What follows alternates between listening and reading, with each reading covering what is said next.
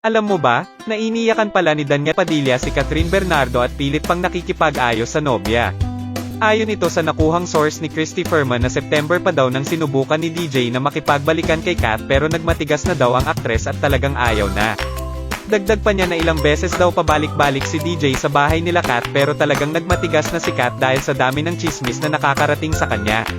Hindi daw agad nalaman ng magulang at family ni Kat na may problema, hindi daw kasi nagsasabi si Kat.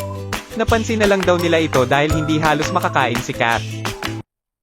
Samantala, si Carla Abellana ay nagkwento tungkol sa failed marriage niya kay Tom Rodriguez. Sa isang interview sa journalist na si Karen Davila na ang dami niya daw nakitang red flag kay Tom. Pero dahil mahal niya daw ito ay binigyan niya pa ng chance dahil iniisip niya na baka magbago in time.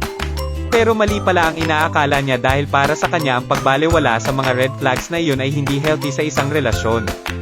Dagdag pa niya na isang disrespect yun sa sarili mo at dapat daw ay pinakinggan niya ang sarili niya noon pa. Napumanaw na si Kokoy Baldo, isang Filipino reggae singer na nakilala noon nang sumali siya sa The Voice of the Philippines Season 2 noong 2014. Kay Team Sara siya napabilang at naging isa sa mga finalist ng naturang contest. Ngayong December 8, 2023 pumanaw si Kokoy sa malagim na aksidente. Ayon sa mga pulis ay sinubukang mag-overtake ni Kokoy sa isang 10-wheeler truck at nawalan umano ng kontrol si Kokoy hanggang sa pumailalim ito sa truck. Napuruhan ng husto ang kanyang ulo na dahilan ng kanyang pagkasawi. Nagbigay naman ng pakikiramay ang dati niyang coach na si Sara Geronimo.